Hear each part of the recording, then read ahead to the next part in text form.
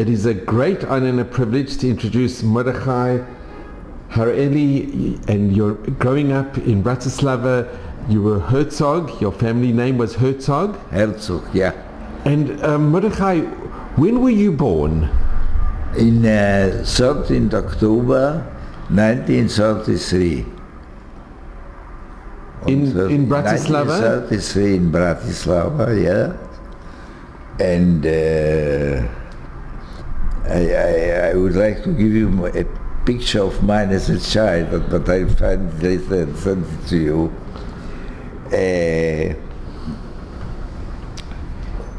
My family, my father, Eugen, Jakob, his Hebrew name was Jakob, came from Pistian, and my mother came from Bohemia. It was near the town from a small village named Sopotnica near Landskron. It's in northern Bohemia, and they met quite by chance. They were both Jewish. My mother was a Jewish girl, but from a remote village in Bohemia, and my father was from Slovakia, and his family, he was born in Piestian, but his family came from Verbo, and there was a very famous yeshiva in Verbo, and his family was very religious.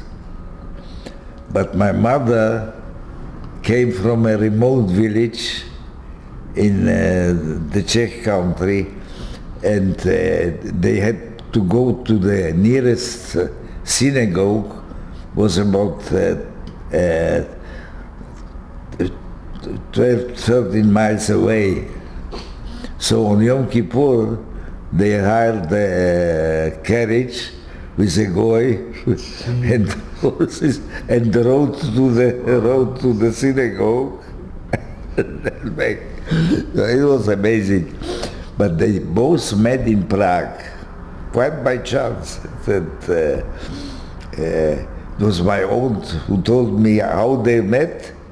I'm fortunate that I've heard it because they've been dead by that time. I learned how they met.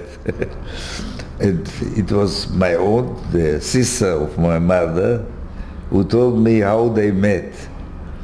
They met quite by chance at the French embassy of Prague. How did they meet there?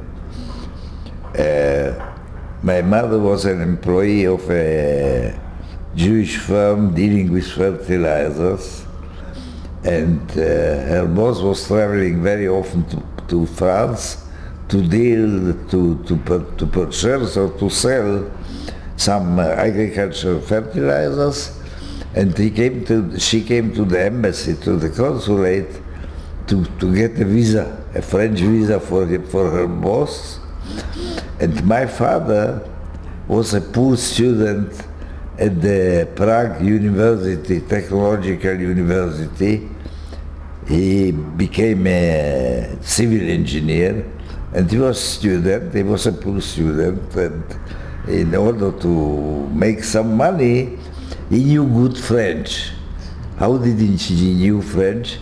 You know, the Jewish family in Slovakia, when they were quite well off, and his family was quite off, but they were impoverished after the World War, they learned French. French was the lesson given to them. Even the religious families gave their children French lessons, and he got French lessons, and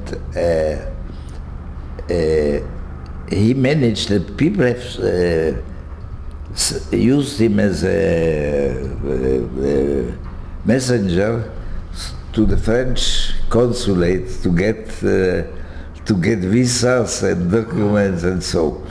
And quite by chance, They met there at the French consulate, and it's interesting how a Jewish boy and a Jewish girl immediately recognize that they are both Jewish. Amazing. This is what happened. And they got married soon after? Beg your pardon? They got married? They soon got after? married, yeah.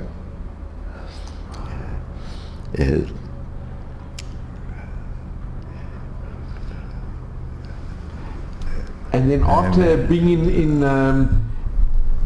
in Prague, they decided to live in Bratislava? After being, they married in Prague. Mm-hmm. My parents married in Prague. I got the marriage certificate at the synagogue. There is a beautiful synagogue. It's not the well-known Jewish synagogue, the Altneu. The Altneu it's a new, comparatively new. It was built in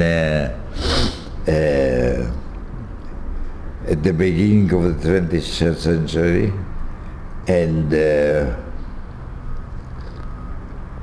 they married at the Jewish synagogue of the suburb Smichov in Prague. And I got the birth certificate, the marriage certificate of marriage. And then from there, did they move to Bratislava? And they moved later to Bratislava because the family of my father came from Slovakia. Uh-huh.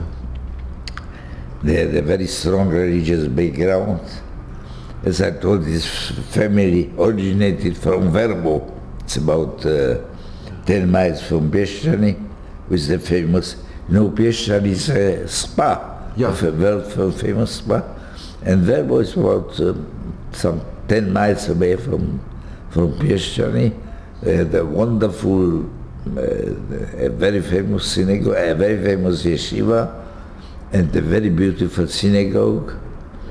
And it was there reputed. And I've been to Slovakia in about 15 years ago, and I've been told by the locals that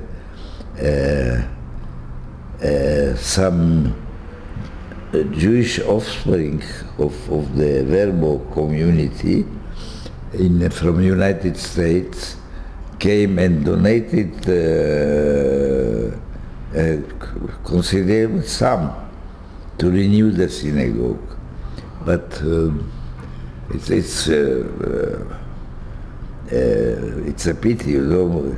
They usually if the local people they're going there, if they can renovate it, they tend to, but they use it afterwards for theater or libraries or whatever.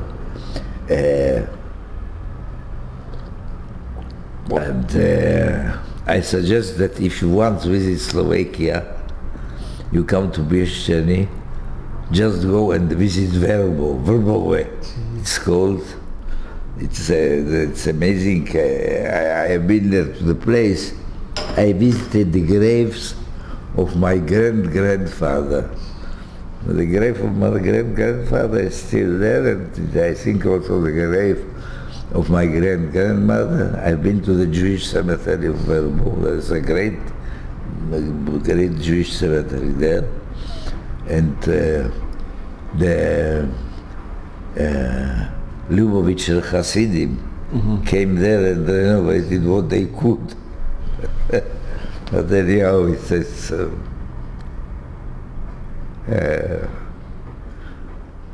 amazing.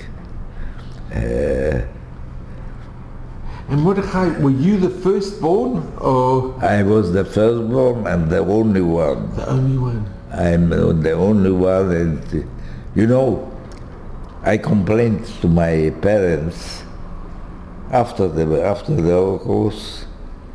Why is it that I'm the only one? I have no. They told me that it is a sad reason, because if we were a small family of three, And I tell you how we were saved. But a bigger family, the bigger the family was, the smaller were the chances that they will also survive. No, I had no brother and no sister, but I compensate myself. I've got 3 children myself, and I've got 11 grandchildren, and I've got 2 grandchildren. So Thank God, it's I wonderful. compensated myself. Yes. You would ask how we were saved. Oh, Mordechai, let me just ask, what is your very first recollections? Mine? Your first recollections, what do you remember first from when you were very small? What is your first memories My first recollection? or memories?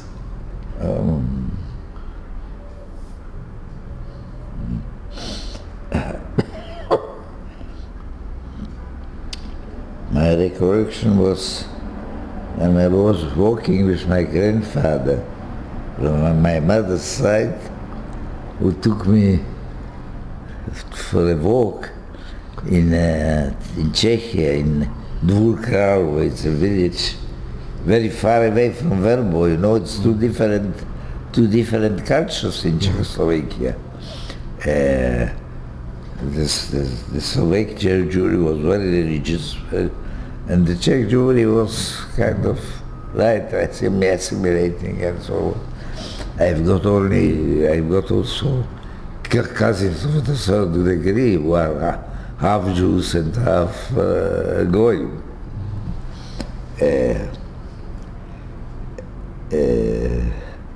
And what I remember was that I was walking with my grandfather near the place where they lived, Dvůr Králové in Czechia. There was a great water reservoir with a dam and water. We walked around, and one of the things that I went to visit we couldn't visit Czechoslovakia for many years because of the Iron Curtain.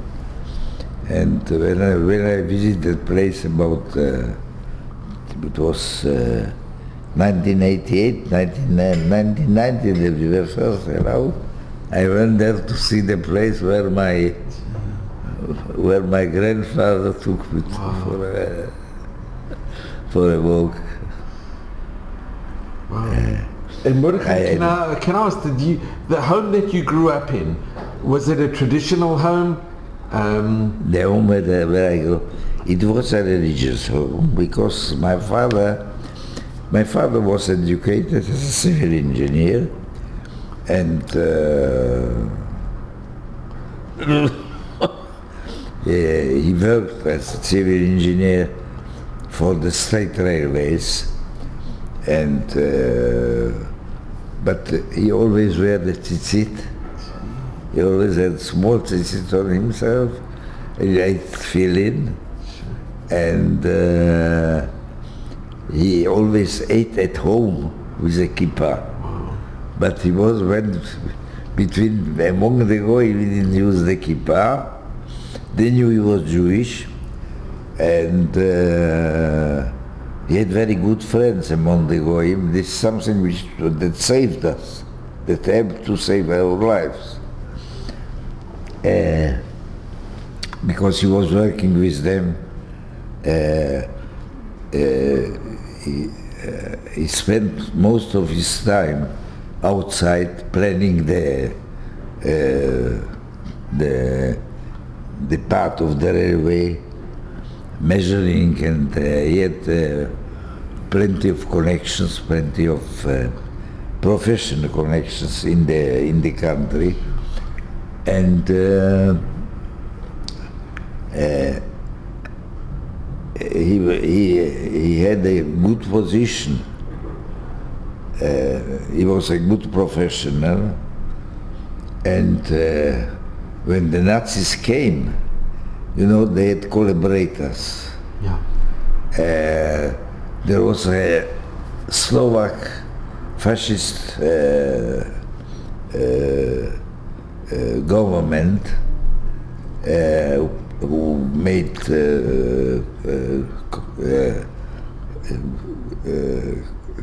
treaties with Hitler.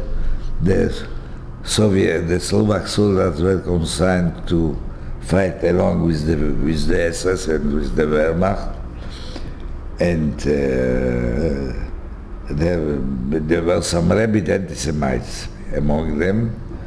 And as I said, fortunately, the position of my father helped to save us, because he was kind of, the Slovak fascists had a particular, they've sent many Jews to Auschwitz, but those Jews who were important to them have been protected. There have been some well-known physicians who treated the Slovak fascist, the heads of the fascist government, and of course that the fascists wanted his Jewish physician, his Jewish doctor to be saved, because his life depended on the life of the Jew. So, and there were some people in the economy, managers of big factories and so on. And what happened is that those Jews, it was about 10%, less than that, I would say, about 8% or so, they got so-called exceptions. Some of them, those who were very, very important, like a private physician of the president of the state, has got presidential exception was called the presidential exception, that accepted him from, but it only accepted him from being deported. All the other sanctions against the Jews, we suffered from the same. Our dwelling was restricted. We were not allowed to be late in the late outside. Like a curfew? Curfew, which were Jewish. We were not allowed to go to the public parks and so on and so on. And we also had to wear the badge. And you remember the badge? Badge. But there was Slovak specialty that the Jews who were protected because of being important, they were allowed to wear not a big badge made from cloth, from yellow cloth, but a small badge made from plastic. You can still see, I don't know that they have it in the Holocaust Museum in Slovakia, I don't know if they have it at Yad Vashem. It's made of plastic, it's smaller, and there are two letters imprinted on it, H and Z, which means Hospodársky Žid. Hospodársky Žid, Žid means Jew, and Hospodársky means economically important. Hospodársky Žid. Now this, we had to wear this badge, but it was good for us to wear it, because if you met some Nazi hooligan on the street, it was free to beat Jews, but to beat a Jew who had the badge of HZ, you could be punished. So it was.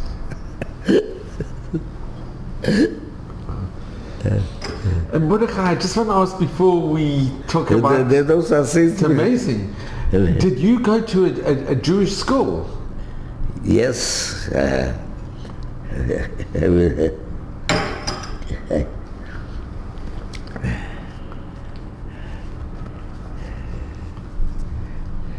I went to a Jewish school, and it's a sad remembrance that I have. Just a moment.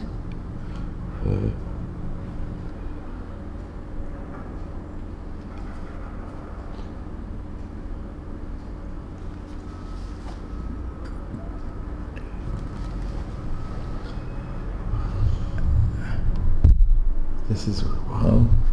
Just a moment. No, that's if you can show. Yeah? Yeah, that's, That's my class.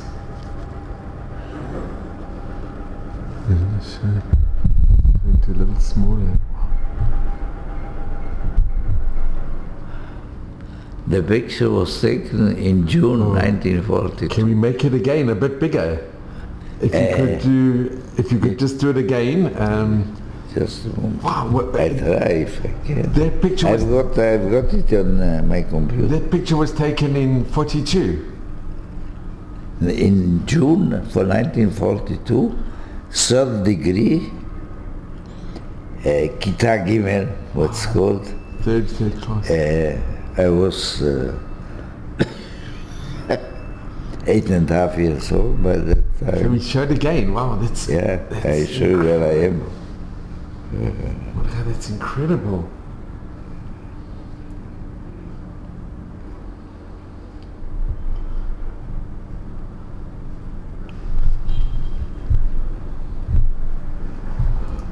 Okay, that's wonderful. No, it's good.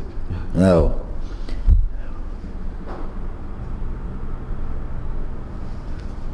what?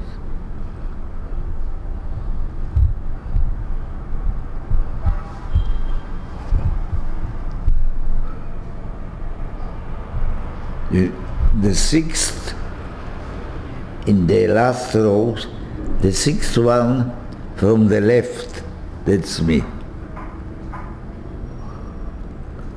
The sixth boy. The sixth Last one was- row, sixth, number 6 from the left. This is amazing. So it was quite a big class. Yeah. You had many 35 children. children. 35 children. 35 children. 35 children with the teacher, Gewehret Hoffmann, Mrs. Hoffmann. We loved her very much. And the girl sitting near to her, I was in love with her. Poor girl, Evichka Rosenbaum. She was the queen of the class. Very clever and very beautiful girl. And she perished. Now, out of the 35 children here, 31 perished Oi. with the teacher. It's only 4 of us were left here. This one, and the second one near to him. Only 4 of them returned after that one. It's so All the sad. remaining perished.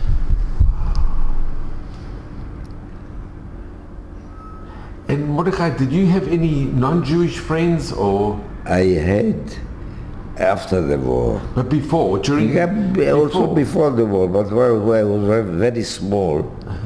And yes, I had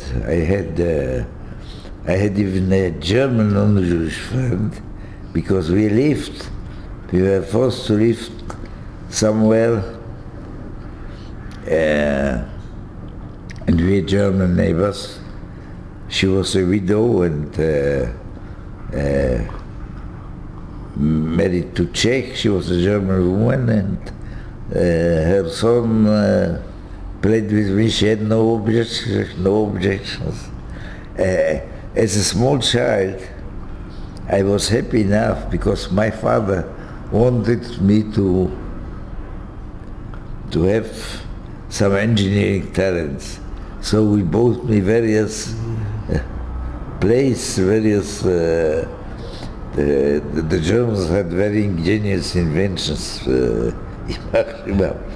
and the German child, who was about 1 year younger, 2 years, he often came. He liked to play with my toys. But this was a rather short time during the Holocaust, because what happened to us, we all, this small group of Jews, have been protected from further deportation. Well, the remaining Jews have been deported from here. The other children here were not so fortunate as myself to have a father who got the protection. The protection. Other Fisher, for example, he was also exempted because his father was a physician, a pediatric. But now what happened is that in year 44, the fortunes of war began to be clear that the Germans are going to lose the war. And the German collaborators, all those governments who went with the Germans in the beginning, they began to understand that it's a wrong, they've gambled on the wrong side of the table. It started with the Italians, Badoglio, when the Allied occupied the southern Italy. They overthrew Mussolini, and later on the Romanians, just about in a very short time, they've done very swiftly. All the Romanian army were deserted to the Soviet side. Yeah. They started collaborating with the Soviet army, with the Red Army, and the Hungarians wanted to follow also. The Horthy. Yeah. Horthy was it's an interesting thing with Horthy. Horthy was a fascist and an anti-Semite, but he was an anti-Semite of the old generation. That means he was an officer in the Austro-Hungarian army. He was an admiral. He was the head of the fleet, of the Austro-Hungarian fleet.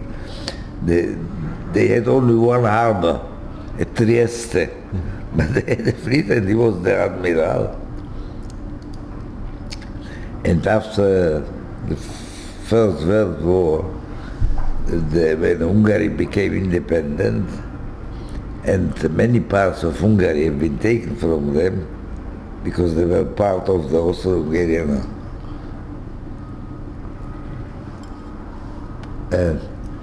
He established the Hungarian fascist government before Hitler. He was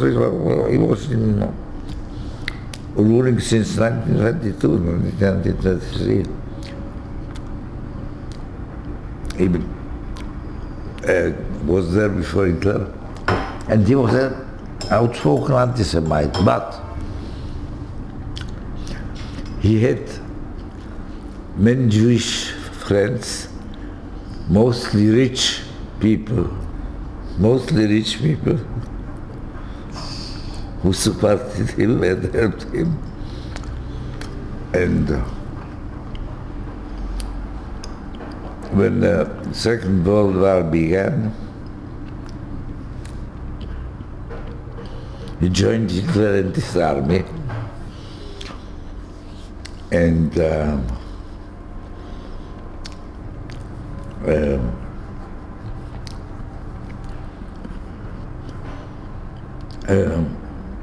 but he didn't deport Jews to Auschwitz. There were no massive deportations like in Slovakia, and many Jews from Slovakia escaped to Hungary to save their lives. And Hitler demanded from him to follow suit with the final solution to get rid Europe of Jews, and asked him, why don't you report the Jews? And Horthy said to him, look, I don't like the Jews, but they are my citizens, and it's my duty to protect them. And that's what he said. It's amazing. And the same Horthy, in 1944, he wanted to change alliance to go over to the Allies. The Germans intercepted it.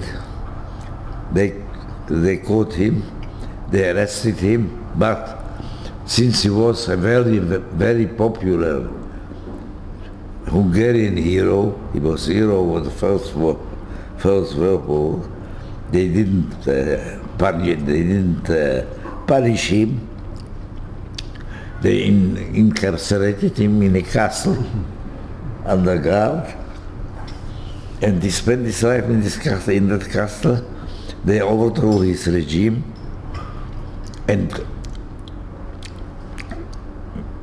they put in charge the worst Hungarian rabid anti-Semite who hated Jews, who executed Jews summarily, on the bank of the Danube.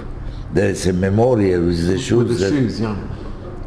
No, they executed Jews knowing that they are going to lose the war. It was an act of revenge. And the same thing came on in Slovakia after Horthy was in about April 1944, that the Germans invaded Hungary, which was a so-called friendly country for them.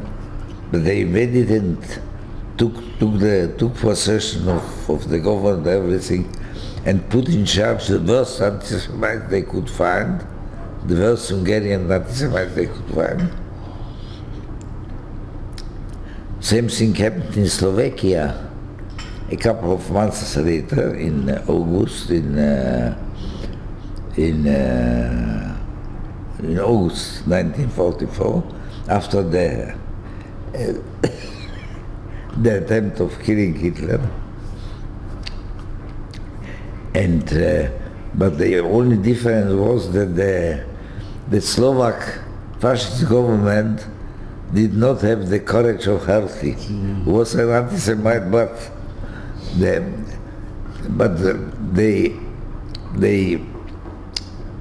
stressed them of all their power, and made the same thing which they made in Hungary, put in charge people, Slovak fascists, of the most rabid anti-Semites, And what happened also, they as the same way as they invaded Hungary, they invaded Slovakia on the eve of Yom Kippur 1944, on the eve of Yom Kippur, and immediately after coming to Slovakia, they said all the Jewish exceptions are void. All Jews, doctors, engineers, anything you name it, shall come to the railway station in Bratislava to be transported to Poland, also to extermination camp. My father knew what some people didn't understand. They believed the Germans. You can't grasp it.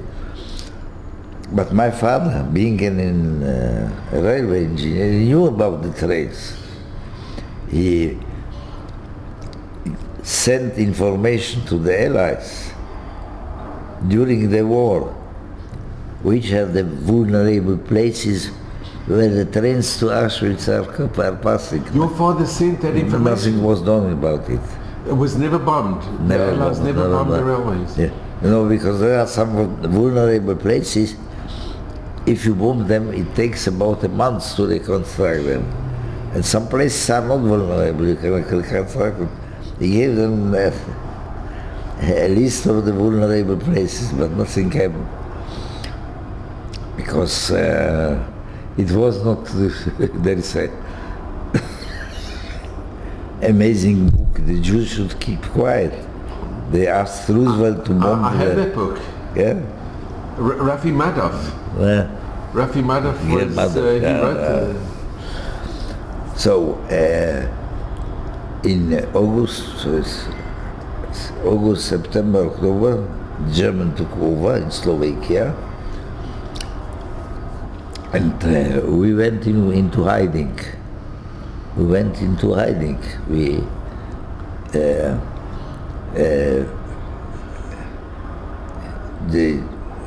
found a family of Goyim who was willing to hide us for payment.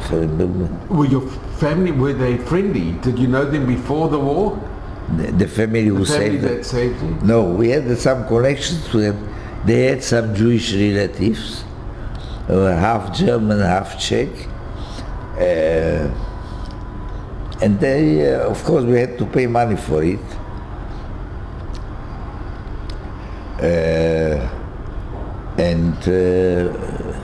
We lived in their apartment. We got one room in their apartment and were hiding there. Was this in Bratislava? In Bratislava. But Mordechai, I just want to mention, it was still very dangerous, even though they got money, it was still very dangerous for the family to have you in hiding. Yes, and there were strict punishment, but they didn't imply it. There were many families, they caught us. The Germans, the Slovak fascists, it's unbelievable. One of the things that I wanted to speak about is the convulsions of the fascist beast. It was like a beast that has been mortally wounded, but it's doing its last to arrange itself. Now,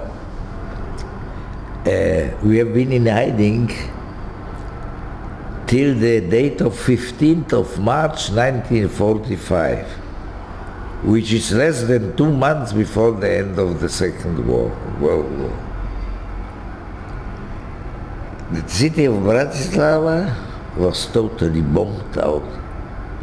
There were air raids. During the day there were air raids of the American and of the British. And during the night there were air raids of the Soviets. The city was bombed. There was problem with the water supply. There was problem with the supply of food.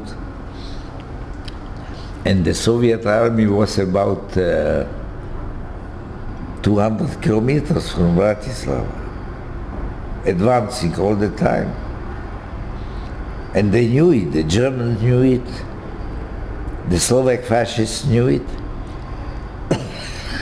Yet they had one main aim, to put their hands on the last Jew they could, in order Even though they knew they were losing the war? Yeah. It's what Himmler said. I will gladly jump into my grave knowing that the last Jew of Europe has been exterminated. That's what Himmler said. And that was their policy. Now, it's hard to imagine that instead of fighting, they diverted part of their capabilities to get hold on the last Jew who was hiding. Now, my mother, she had a goyish appearance. She was blonde and she had false identification paper, and she went out at times to buy something, to bring some, and she went out on the 15th of March.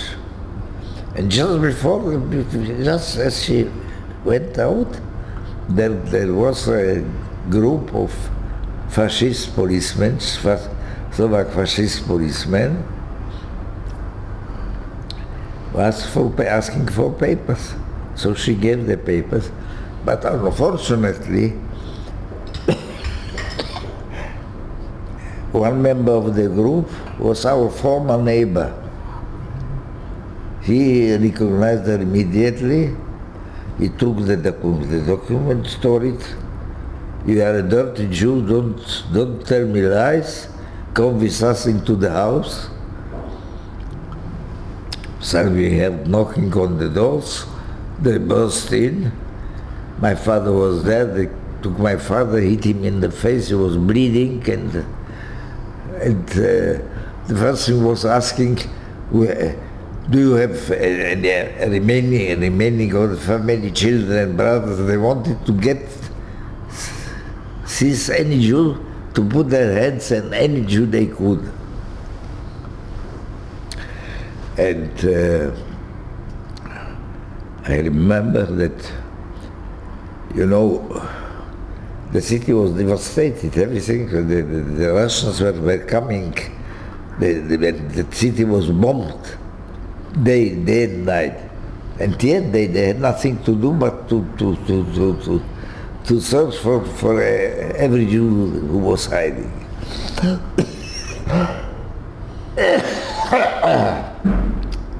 They interrogated my father on the street, they hit him again, tell me where are your relatives are staying, and so on, so on. And they took us, they wanted to take us to their headquarters. They had a headquarters there. And we went out. They had a police car outside. And what happened to them? They got all their cars stolen. While the car was sitting there, everything was stolen in the city. There was no water, nothing. They got the cars stolen. They were mad, but there was no cellular phone by the phone till they got the. Then we have been taken to the headquarters. My mother was tortured, my father was beaten, and in order to find further families, it's a sort of satisfaction. The Slovak fascist who tortured my mother, after the war he was executed. My mother witnessed against him.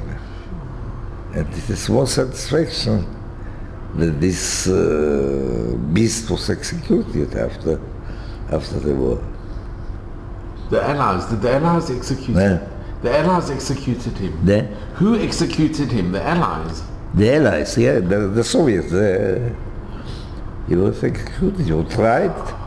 My mother witnessed, and there were, of course, also other witnesses. He was executed.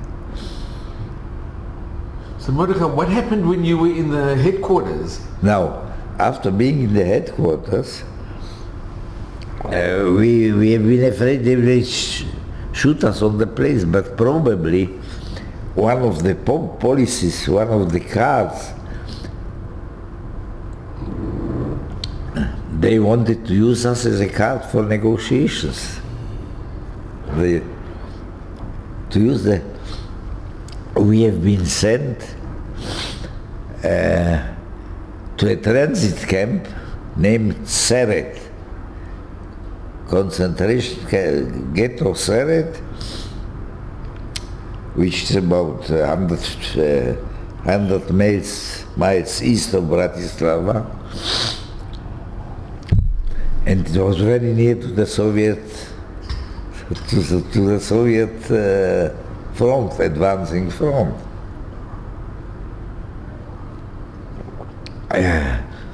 And This is also some, again I'm coming to the, those moments of the fascist beast being defeated, and it's amazing what would happen by that time. Now we came to the camp of Seret, and it was the head of the camp was Brunner. He was a famous murderer, bloodthirsty anti-Semite. But when we came there, Brunner was not there, was not commanding. They replaced the commandment of Seret with Wehrmacht. The Wehrmacht were the consigns. The commander was a German captain, Hauptmann. He had to serve. He was an invalid. He had a wooden leg, but he had to continue to serve in the army, in the German army. He lost his leg during in the Soviet Union during the fight there, and he was cursing. He hated Hitler because it was because Hitler that he lost his leg, and so. And he understood that the war is over. He was a German with a common sense, and he sort of was sycophant to the Jews. He befriended the Jews. He befriended the Jewish. There were in every such camp there was a institution of the eldest, of the senior Jewish imprisoners, and he used to sit with them. My father was one of them, and play cards with them, and joking about Hitler.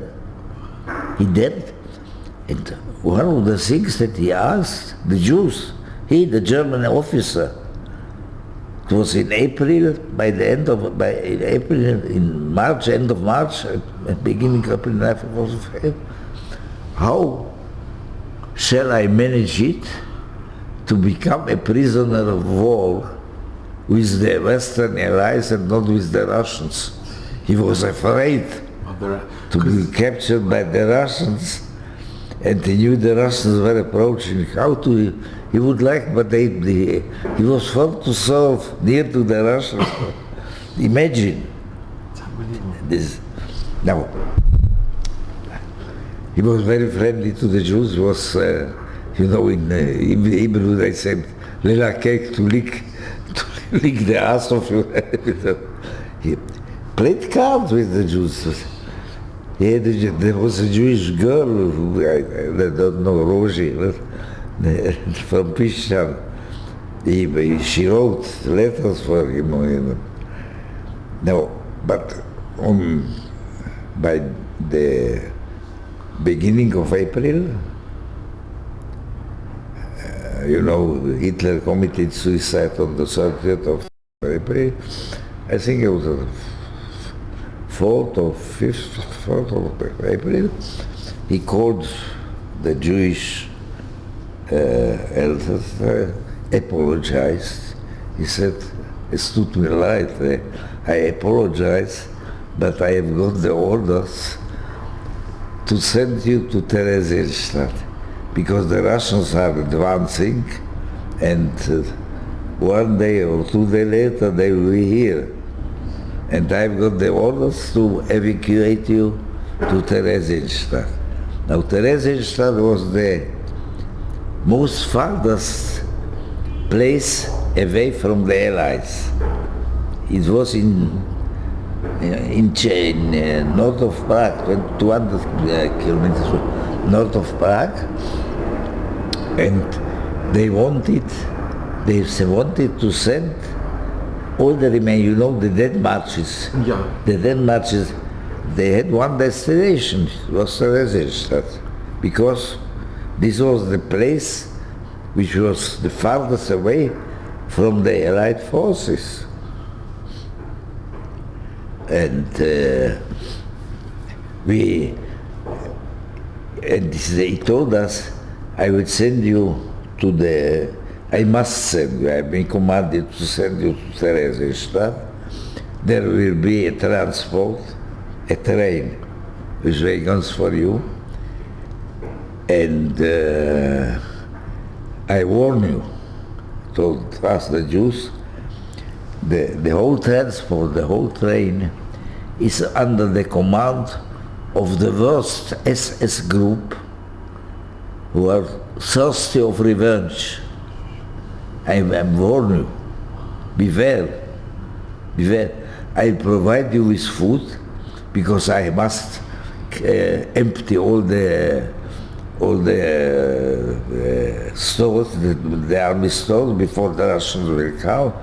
Every family received a salami and conserves we have received, and he commanded his soldiers, his Wehrmacht soldiers, to carry our bags to the wagons. But as he said, it was a total difference. When we came under the command of the SS group, it was a terrible thing, because they were with the rage of revenge. The rage of revenge. The way to Theresienstadt with the train lasted about 24 morning because the rail was bombed. We went, there was a bridge across the river of March, Morava, it's called the river, between Czechia and Slovakia. We were completely destroyed, and the Germans built a provisory bridge. And we went across that bridge, and there was only one rail. So when we went over, when we came over, we saw on the other side a train with reinforcement, with German reinforcement to the foot. Now, we saw that reinforcement. The people who were there, the soldiers, it was either children 16 years old or old men, above 50, 60, have been recruited to and they had to wait till the train with the Jews will come across. It was more important to get rid of the Jews than to send reinforcements to the... As a small boy, I realized it. And I saw them. I saw the reinforcement. There were some guns, some boxes with ammunition, and the train was waiting. First of all, let's get rid of the Jews. And those who were accompanying us, you could see the rage on their faces. That was the train came to there was a stop near the railway station to take water, and my mother ventured to get out of the wagon to get some water because there was a pump on the railway station. There was the SS sergeant and all the men, about more than 50 with mustache, and he started shouting, "You Jewish whore! What? You should be on the train. What?" My mother spoke nice things, German. She said, "Nice. I want some water." "What? You want water? Our people have no water to drink, and you want those? Go back to your wagon." And one person was shot from our boat. They were eaten. You could see it was an older man, red face and mustache, and with the SS on it.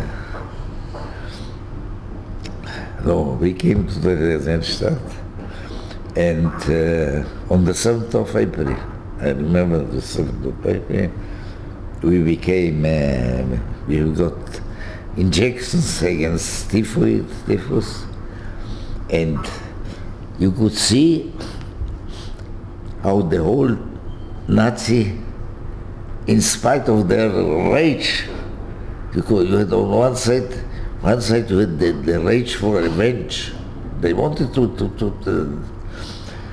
on one side, and everything was collapsing, everything was disintegrating.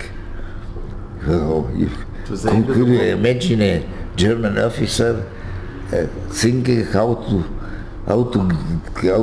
get into as a war prisoner of the now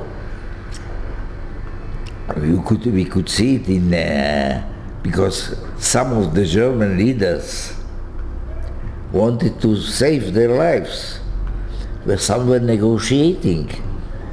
They thought that the Jews which were in their position, they can be a sort of card like that could be used in negotiations. So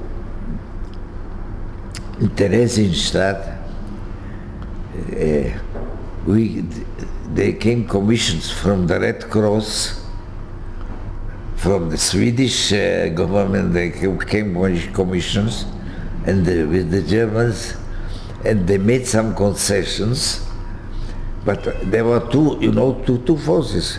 On one side there was a plan to get all the Jews gassed in Theresienstadt, and the other side there were those who wanted to save their lives and to see how to use the Jewish hostages to get rid. It was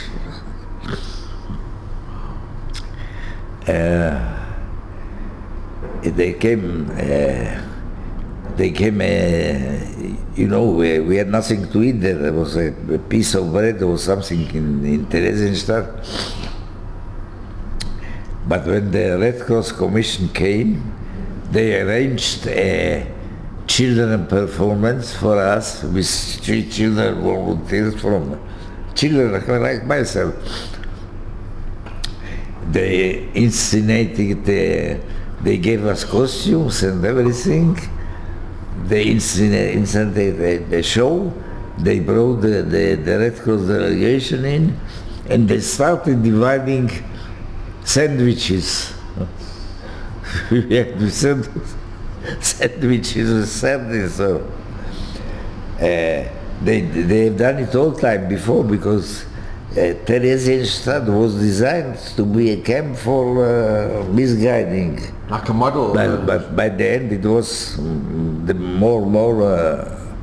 I remember that.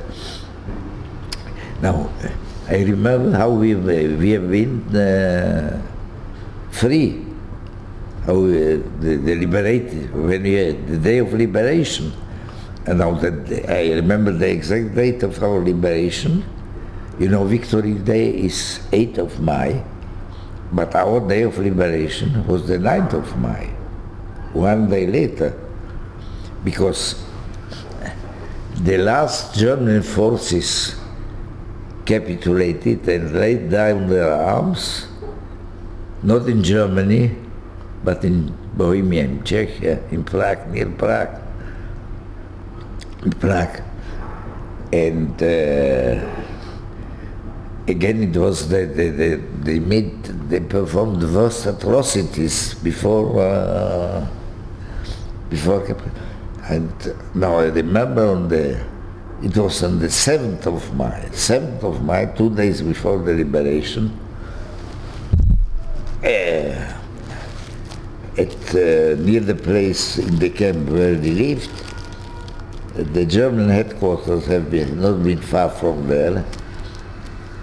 And I have seen a group of German officers burning hastily documents.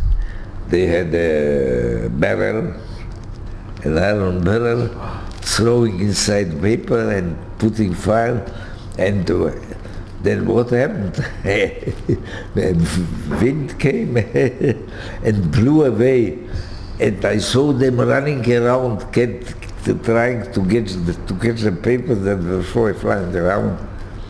And one of them I remember he had a patch on his eye, and I started laughing. And one of my friends said, "Don't laugh. He can take out his gun and shoot us. Don't give me he gave me a slap on my face. Don't laugh. This is dangerous." Now, this was the 7th of May, and the 7th of May,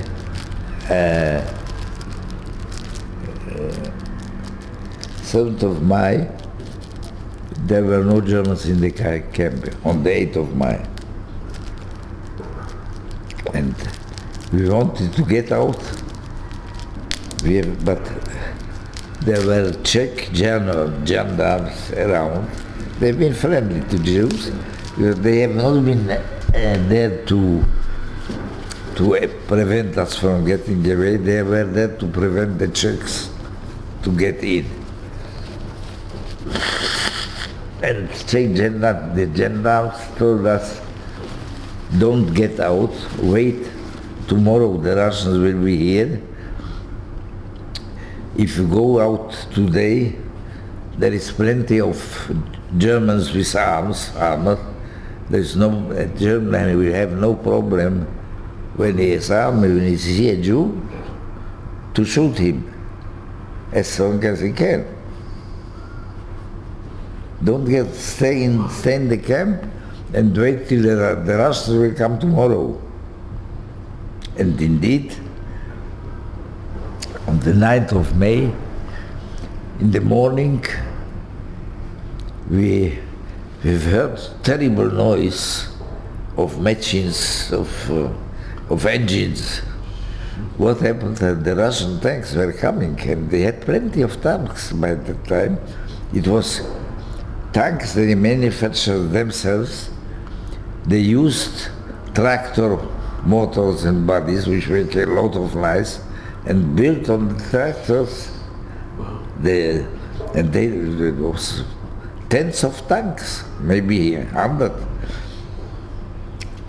coming to the Theresienstadt, and we heard them about 2 hours before coming. We heard the terrible noise because it's a tractor engine makes a lot of noise, and we said everything was black as they were coming towards the Theresienstadt.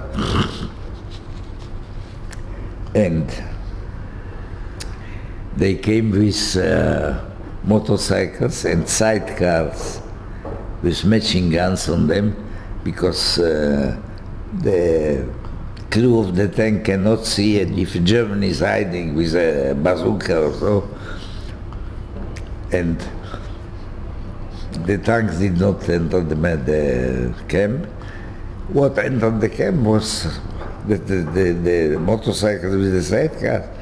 Now, one of the motorcycles with the car, there was a nice boy, well-looking, strong boy. He was riding the motorcycles, and the sidecar there was his partner with the machine gun. He also had the automatic rifle, the Russian automatic rifle. And suddenly, that boy started to talk to Yiddish. Wow. To talk Yiddish to us. You know, it was like an angel coming from the heavens to see a Jewish boy chasing the Germans. We knew this liberation. The poor boy, the poor guy was asking in Yiddish for his family. It was like looking for an needle in the haystack, yeah? But he was asking for his family. But the people didn't hear what he was asking for, like, hugging him, kissing him. Speaking Yiddish, yes?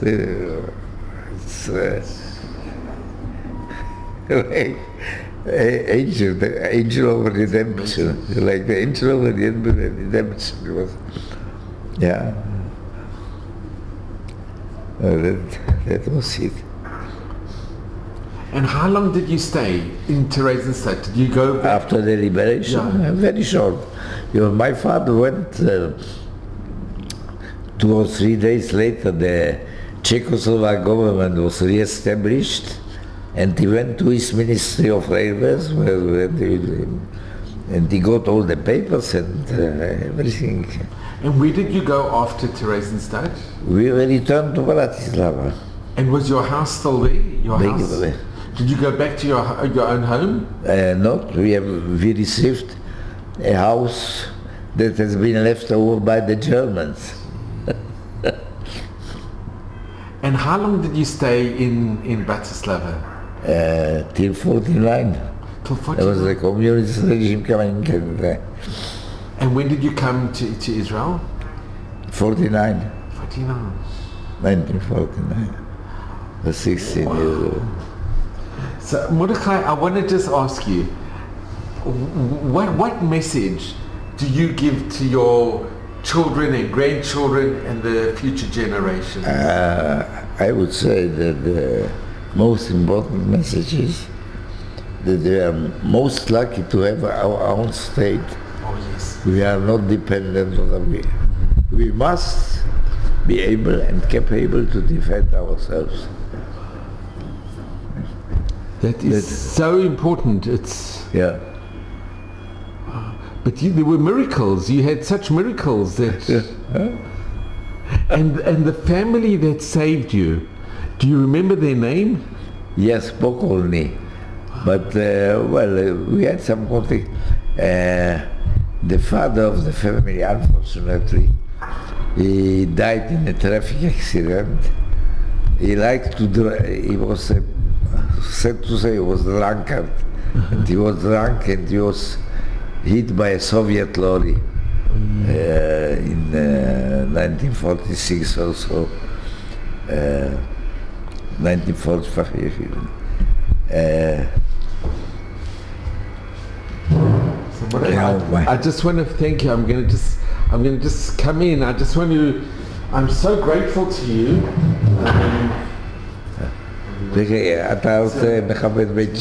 Mordechai, I just want to thank you so much. I am so grateful to you. You are such an inspiration. Mordechai, you're incredible, and I'm extremely grateful from the bottom of my heart. And I just want to wish you a Meibesrim in good health, and mazel and brocha, and just nachas from your children and grandchildren and great-grandchildren. One of my granddaughters, she's a navigator in the Air Force. It's amazing. You have such, you should just be well, and thank you so much.